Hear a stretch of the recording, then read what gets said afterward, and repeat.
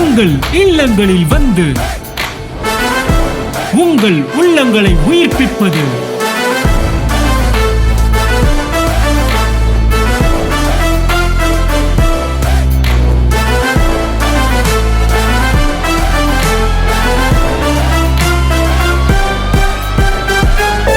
உங்கள் channel DJ. நாம் உயிர்ப்பிக்கப்படுவோம் அல்ல, நாம் மறுரூபமாக்கப்படுவோம். இறந்தவங்க உயிரோட எந்திரிச்சா உயிர்த்தெழுதல், உயிரோட இருக்கிறவே உயிரோட எந்திரிச்சா மறுரூபம். கைத்தட்டு அவருக்கு.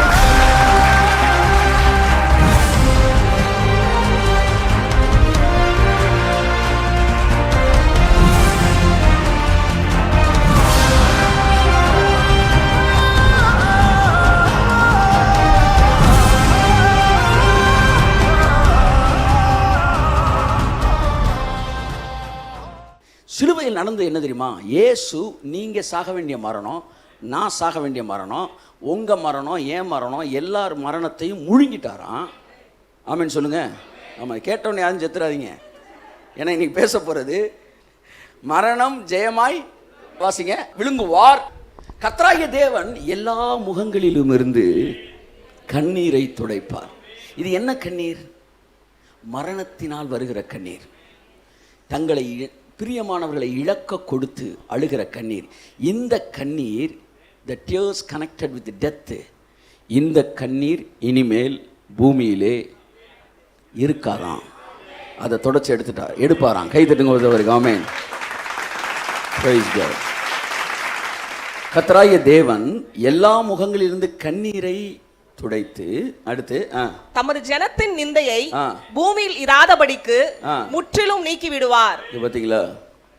நல்ல மனுஷன் சார், கடவுளை தான் கும்பிட்டாரு, ஆனால் செத்து போயிட்டாரு. இந்த நிந்தையெல்லாம் நீ இருக்காது. நான் சொல்கிறேன், அவர்கள் கண்ணீர் யாவையும் தேவன் துடைப்பார். அதில் ஒரு கண்ணீர் மரணத்தோடு தொடர்புடையது. சொல்லிட்டு மரணத்தை ஜெயமாய் விழுங்குவார். இந்த வார்த்தை தான் பவுல் அங்கே கோட் பண்ணி எழுதுகிறார். என்று எழுதியிருக்கிற வார்த்தை உங்கள் சரீரம் என்னுடைய சரீரமும் கிறிஸ்துவுக்குள் வரும்போது, மறுரூபமாக்கப்படும் போது இந்த மரணம் ஜெயமாய் விழுங்கப்படும். உயிர்த்தெழுந்த சாயல். The title of today's message is immortality. Amen சொல்லுங்க. 3 வசனங்களை சொல்லுகிறேன். கேட்க காதுள்ளவன் கேட்க கடவன். 2வது வசனம், ஏற்றுக்கொள்ள மனதாய் இருந்தால் ஏற்றுக்கொள்ளுங்கள். இயேசு இதெல்லாம் சொன்னார். ஏன் சொன்னார்னா, சில விஷயங்களை மக்களால் ஏற்றுக்கொள்ளவே முடியாது. சிலர்லாம் ரொம்ப பிடிவாதமாக நாங்கள் செத்தே ஆகன்றாங்க. சரி, செத்துக்க, எல்லாமே ஆப்ஷன் தான். என் அன்புக்குரியவர்களே, இயேசு சொன்னார் கேட்க காதுள்ளவன். அப்படின்னா என்ன அர்த்தம்? எல்லாரும் கட்டாயம் இதை கேட்கணும்னு அவர் சொல்லவே இல்லை. It is an option, optional message. நீ விரும்பினால் பெற்றுக்கொள்ளலாம். ஏற்றுக்கொள்ள மனதா இருந்தால் அதுவும் ஆப்ஷனல். இப்பவும் இந்த செய்தி எல்லாரும் கிடையாது. It's an optional. ஏற்றுக்கொள்ளலாம், ஏற்றுக்கொள்ளாமல் இருக்கலாம். ஓகே. பைபிள் சொல்ல அவர்கள் கேட்டறியும் திராணிக்கு தக்கதாக. முடியலன்னா விட்டுருங்க, முடிஞ்சா எடுத்துக்கங்க. ஆனால் இன்னைக்கு பற்ற வைக்கிற வெடி என்னைக்குனாலும் வெடிக்கும். எனக்கு நம்பிக்கை இருக்கிற செய்திகள் என் ஜனங்கள் இன்றைக்கு பேசப்படுகிற செய்திகள் இன்னும் பல வருஷம் கழித்து இன்னும் பல நாட்கள் கழித்து பல மில்லியன்ஸாக இது மாறும். ஏன்னா வெடிகள் என்னைக்குனாலும் வெடிக்காமல் இருக்கவே இருக்காது.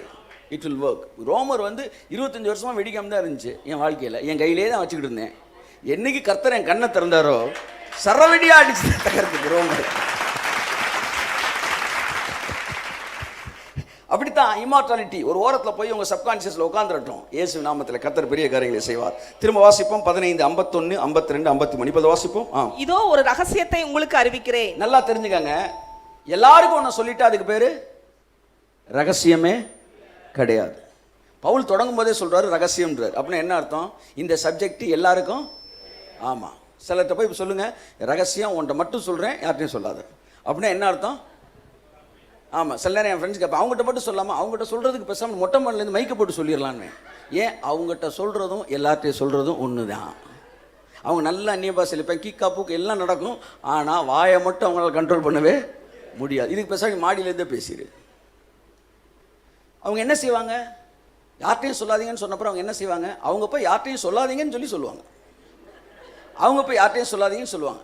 இவங்க இப்படியே தான் இருப்பாங்க. இவங்களை மாற்றவே முடியாது. 10 வருஷம் கழிச்சு வந்தாலும் அப்படியே சுற்றிகிட்டே தான் இருக்கணும்.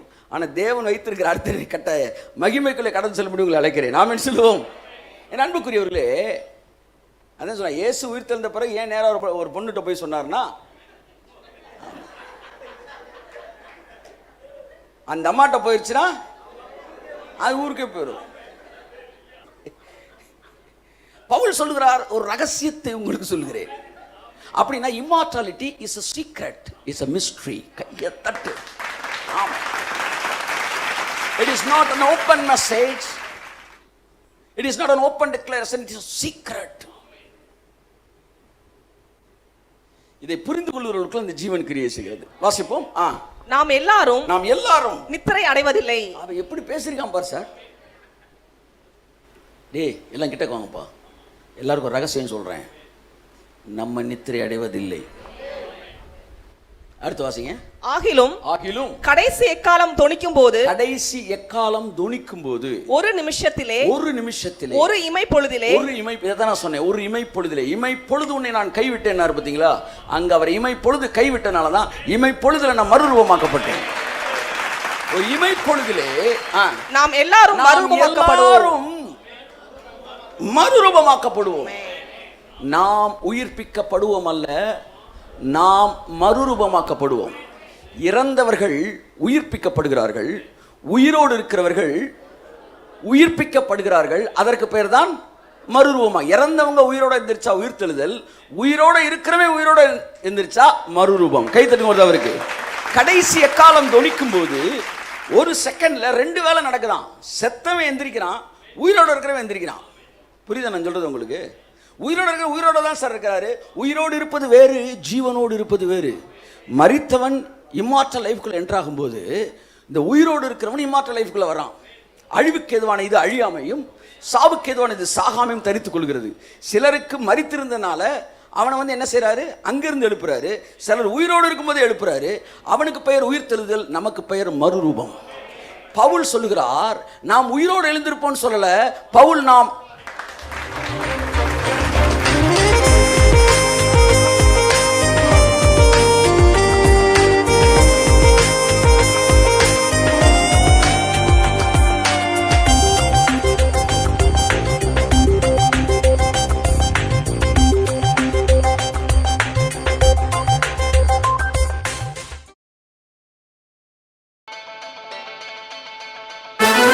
உங்கள் இல்லங்களில் வந்து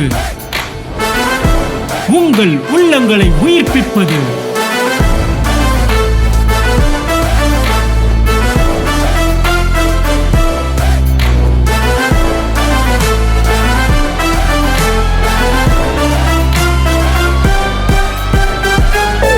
உங்கள் சேனல் டிஜே.